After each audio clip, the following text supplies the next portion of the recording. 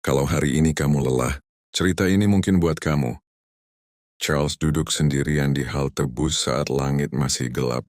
Tangannya menggenggam roti murah yang bahkan belum sempat ia makan. Matanya lelah. Sudah hampir seminggu ia pulang. Larut malam karena kerja tambahan demi membantu ibunya di rumah. Pagi itu, ia membuka ponselnya dan melihat teman-temannya mulai sukses. Ada yang sudah punya mobil, ada yang liburan ke luar negeri, ada juga yang baru membuka usaha besar. Charles menunduk. Kenapa hidupku begini-begini aja ya? Gumamnya pelan. Hari itu di tempat kerja semuanya terasa berat. Atasannya marah karena pekerjaan yang belum selesai. Badannya capek. Kepalanya penuh pikiran. Bahkan saat makan siang ia hanya diam sambil melihat hujan turun dari jendela. Dalam hati Charles mulai berpikir untuk menyerah. Capek, mungkin aku memang gak akan berhasil. Malam harinya saat pulang, listrik di rumah tiba-tiba mati. Rumah kecil itu gelap. Ibunya duduk di depan rumah sambil kipas-kipas memakai kardus. Melihat Charles datang, ibunya tersenyum kecil. Kamu udah makan, nak? Charles menggeleng pelan.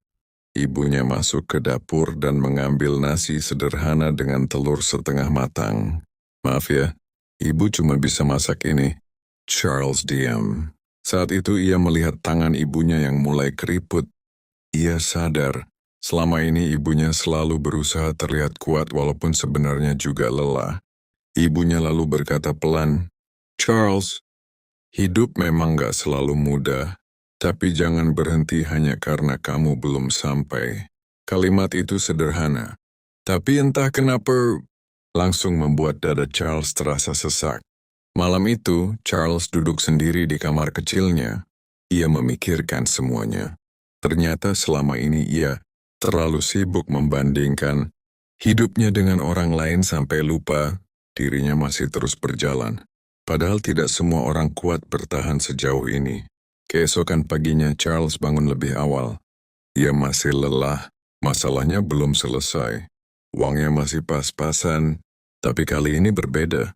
Ia memakai jaketnya, menatap cermin, lalu berkata pada dirinya sendiri, gak apa-apa jalannya pelan. Yang penting jangan berhenti. Charles lalu melangkah keluar rumah dengan senyum kecil. Karena hari itu, ia sadar satu hal.